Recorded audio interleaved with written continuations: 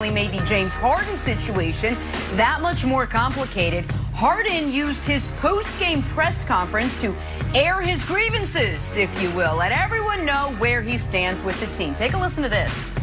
We're just not good enough. We don't obviously chemistry, talent-wise, just everything. And it was clear, like I said, these last few games. They just, from the beginning of the game, they were just aggressive, veteran team, obviously, championship team, and, one of the best teams that we have in this league. I love this city. I literally, have done everything that I can.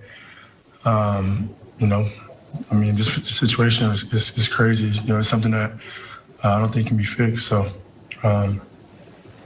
yeah, thanks. That's it. He took 2 questions and he was done. So just so I'm clear, losing to one of the best teams in basketball means you are literally the worst. We're cashing in. All right. There's a lot going on here in Houston. Nick, what'd you make of Harden's comments? Well, like you said, Jenna, there's a lot here. So I try to be very consistent with my takes, and yet I've yo-yoed a bit on Harden. I was very, very pro-Harden, defended him for years when I thought he was unfairly maligned for not being able to carry his team past an all-time great Warriors team. And then his nonsense this summer made me flip on it. But then the first 3 games of the year, he's 37 points, he's 11 assists, he's the best offensive player in the league. And I think I may have said if he wants to have a tequila IV drip, who cares as long as he's performing like that. Yeah. The problem is this. He ain't performing like that.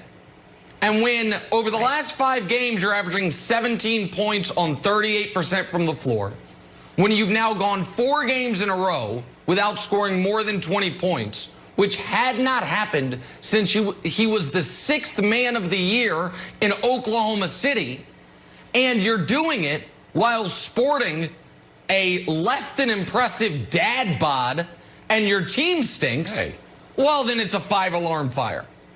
And it is a 5-alarm fire that James Harden continues to pour kerosene on. And here, Brandon, for the athlete is, to me, the biggest issue. James Harden wants to leave. He wants to go to a championship caliber team. If you are considering trading for James Harden and you've watched him the last 2 weeks, there are only 2 possible conclusions you can come to. One is he is past his prime and all of a sudden no longer an MVP candidate caliber player, or he's well, hold on, wait. That's your first option. Your second option is this. He's not trying his hardest. He doesn't care. Mailing it in. Yeah. He is mailing it in.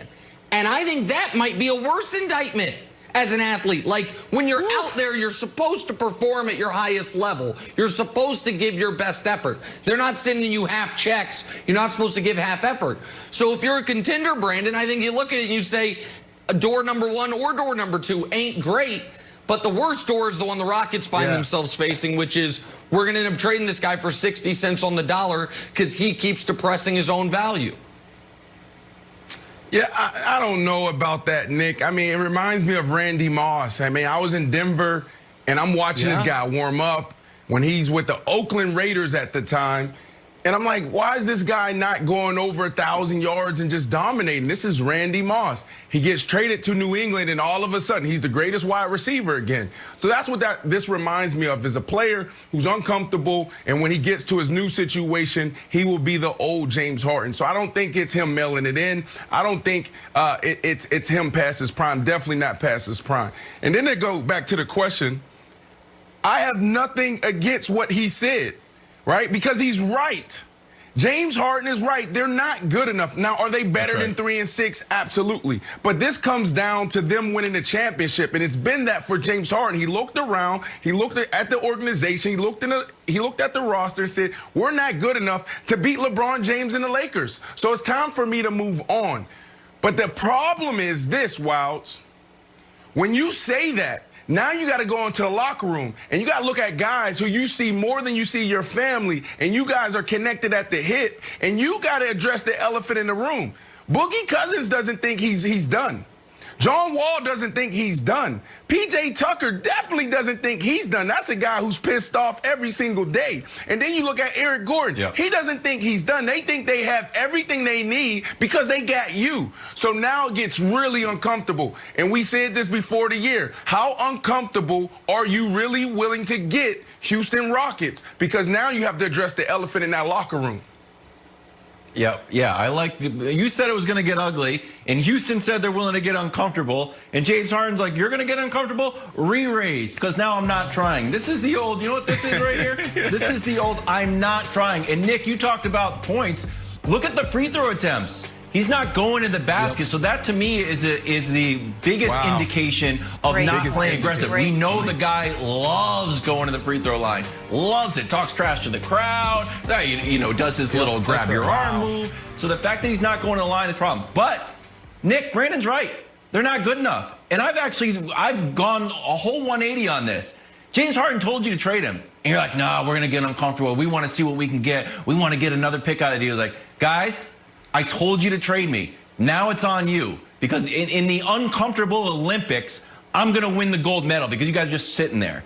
So I think this gets worse and worse. Next up on the horizon, Nick, you know what? My ankle's a little sore.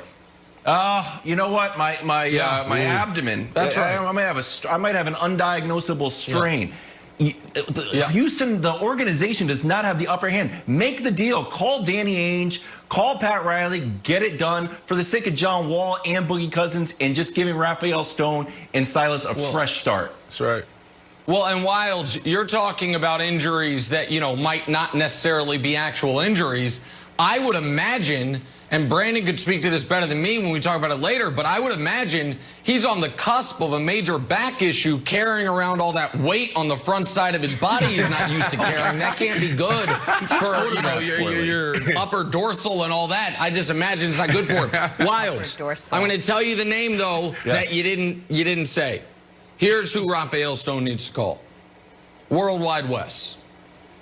R.J. Barrett. Ooh, Julius let's Randle, go. The Mavs Let's pick. go. 2 Knicks picks. The Knicks will be in the playoffs. Harden will be able to hang out at One Oak once the pandemic's over, maybe even before. He wants to win a championship.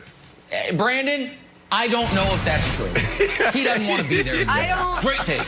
I don't like the precedent we're sending. You don't want to play, you're out. I don't like it. We're moving on. Deshaun Watson actually was in attendance at last night's Rockets game. Will he join James Harden on a flight out of Houston?